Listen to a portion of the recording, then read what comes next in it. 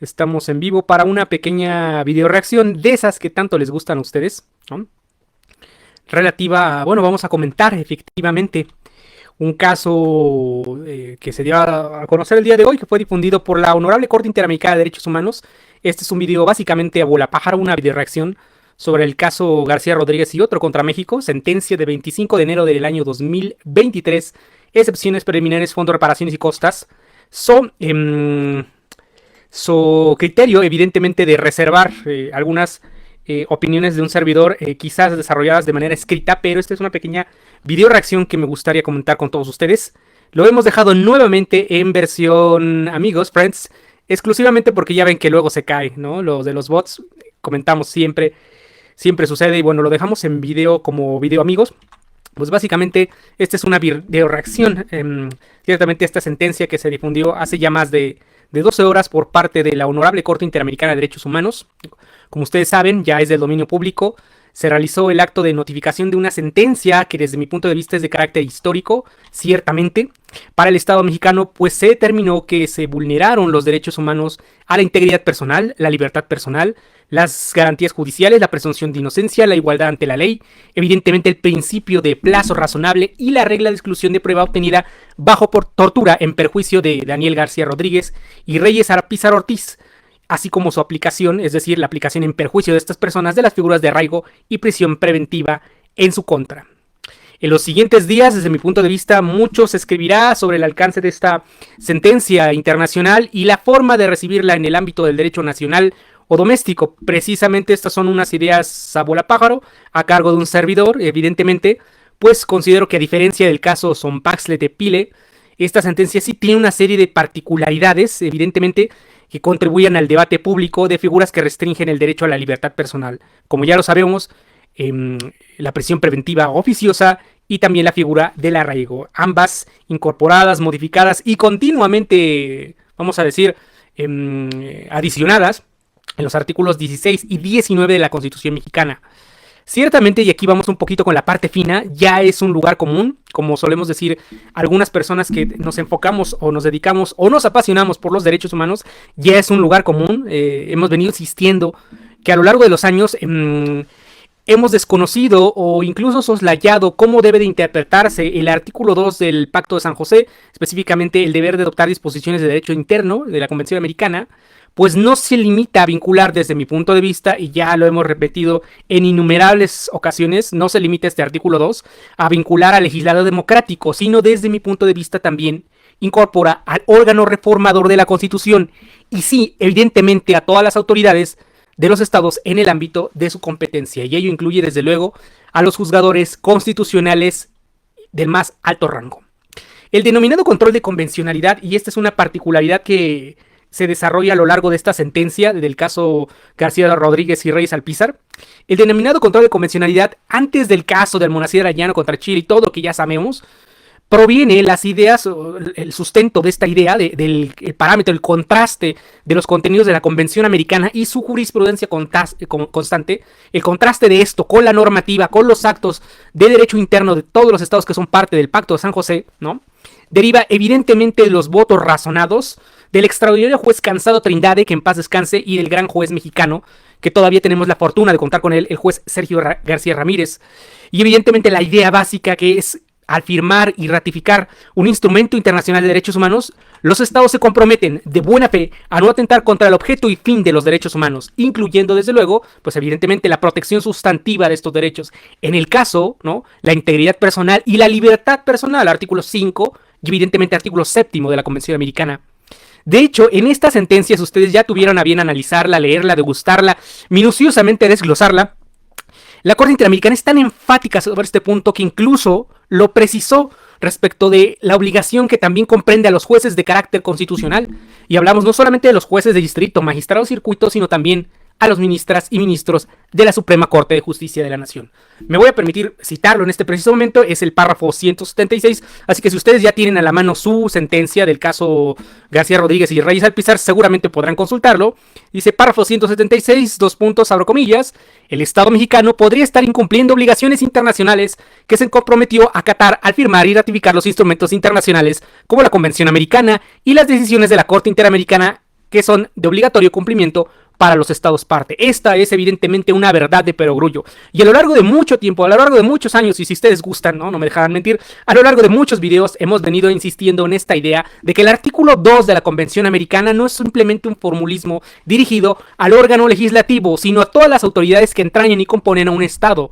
Independientemente si esta tiene una composición federal, confederal, centralista, si es una república, inclusive, bueno, vamos a decir así porque, bueno, en los Estados americanos, evidentemente casi todos son repúblicas, ¿verdad? Pero ciertamente esto vincula a todas las autoridades de un estado. Se han comprometido a garantizar y respetar los derechos humanos y no atentar contra el objeto y fin del tratado internacional. E insistimos, una vez más, y todas las veces que sea necesario, ¿no? Esto vincula no solamente al legislador democrático, sino también al órgano reformador de la Constitución y desde luego a los jueces que tienen la competencia o la atribución sustantiva de, salvaguardar la constitucionalidad o incluso la convencionalidad, en principio, de manera difusa, en el ámbito del derecho doméstico, ¿no? Esto ya lo sabemos, es una verdad de perogrullo.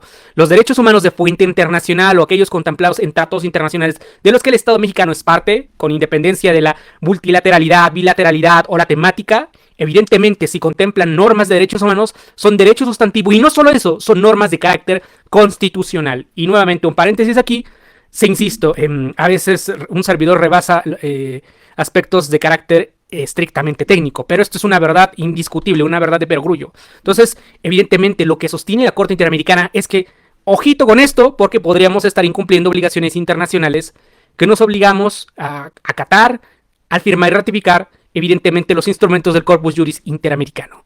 Y evidentemente, a acto seguido, nos remitimos desde luego al artículo, al párrafo 303 de esta sentencia difundida el día de hoy, que desde muy temprano en la mañana ya compartíamos algunas esbozos, algunas ideas con ustedes. Pero ¿por qué se hace énfasis en esto, no? Se hace énfasis en el control de convencionalidad a cargo de los operadores jurisdiccionales, no exclusivamente al órgano legislativo, al legislador democrático o inclusive al órgano reformador de la Constitución, sino la responsabilidad en este caso recae evidentemente en los operadores jurídicos, en los órganos jurisdiccionales, en las jueces y los jueces constitucionales. Cuando un estado y etcétera, ha ratificado un tratado internacional, todos sus órganos, sus jueces y juezas están sometidos a aquel, lo cual les obliga a velar porque los efectos de las disposiciones de la convención no se vean mermados por la aplicación de normas contrarias a su objeto y fin. Esta es una verdad indiscutible. Esta obligación convencional se desprende del artículo 2 de la Convención Americana en conexión con el artículo 25, protección judicial. Cerramos paréntesis. Sean estas normas, es decir, normas contrarias al objeto y fin, sean estas normas de naturaleza constitucional o legal, por lo que en el marco de sus competencias, etcétera, las magistraturas y órganos vinculados a la administración de justicia en todos los niveles están en obligación de ejercer ex oficio un control de convencionalidad entre las normas internas y la Convención Americana. Evidentemente, esto tiene que ver con el principio de subsidiariedad, y aquellos que estén familiarizados con el derecho internacional público o el derecho internacional de los derechos humanos, ustedes recordarán que el derecho internacional, el acceso, la llave de acceso a la justicia internacional es evidentemente de carácter subsidiario. Y en un primer momento, o vamos a decirlo así, en una primera instancia, son los órganos jurisdiccionales nacionales los que tienen el deber de salvaguardar y cumplir, tutelar, proteger, garantizar y respetar el alcance de todos los derechos humanos reconocidos en instrumentos internacionales. Si esto no es así o no se satisface de manera efectiva y adecuada, pues evidentemente entrará a conocimiento la justicia internacional, agotando los recursos de jurisdicción nacional o doméstica. Pues son ideas técnicas de un servidor, pero básicamente lo que aquí viene a reiterar la jurisprudencia de la Corte Interamericana, en este caso en contra del Estado mexicano, es que evidentemente los órganos jurisdiccionales, los jueces constitucionales, incluyendo los de más alto rango, tienen el deber de ejercer un control de convencionalidad, incluso de sus propias normas o contenidos constitucionales que atenten contra el objeto y fin de las disposiciones convencionales interamericanas. Básicamente, palabras más, palabras menos, la aplicación de un principio pro persona de preferencia normativa. Esto es algo que se ha reconocido hoy, ¿no? Y que ya no deja lugar a dudas de todo este eterno debate que se venía discutiendo a lo largo de los años. Es algo que ya nos recuerda la Honorable Corte Interamericana de Derechos Humanos y que tenemos el deber de acatar de manera directa, de manera como diría la jurisprudencia y la doctrina de derecho internacional, self-executing. En términos sencillos, la Honorable Corte Interamericana, ¿no?, nos recuerda que la Constitución mexicana forma parte de un sistema, vamos a decir, más amplio, un sistema macro, y este sistema es el Sistema Interamericano de Derechos Humanos. La Convención Americana es el instrumento insignia, evidentemente junto con otros instrumentos que forman parte de este corpus juris que les hemos comentado, ya sea la Convención de Belén do Pará, la Convención Interamericana contra la Tortura, el Protocolo de San Salvador, etcétera, etcétera, etcétera. Todo este corpus juris interamericano. Y evidentemente la Constitución mexicana, ¿no?, se incorpora a este sistema macro y evidentemente sus disposiciones no pueden atentar contra el objeto y fin de este corpus juris interamericano. Consecuentemente, ¿qué sucede con esta sentencia que se difundió el día de hoy? Pues bueno, constituye un fuerte llamado de atención sobre la forma de interpretar el derecho internacional de los derechos humanos. El Honorable Tribunal Internacional nos recuerda sus precedentes sobre la proporcionalidad de figuras de restricción a la libertad personal como la prisión preventiva e incluso cómo habrán de operar las modificaciones legislativas si es que las llega a ver, ¿no? El test, el análisis de proporcionalidad, todo esto que ya sabemos. Llama mucho la atención que quizás, ¿no?, en el corto y en el mediano plazos va a abrirse quizás una etapa de solicitud de interpretación de sentencia, evidentemente.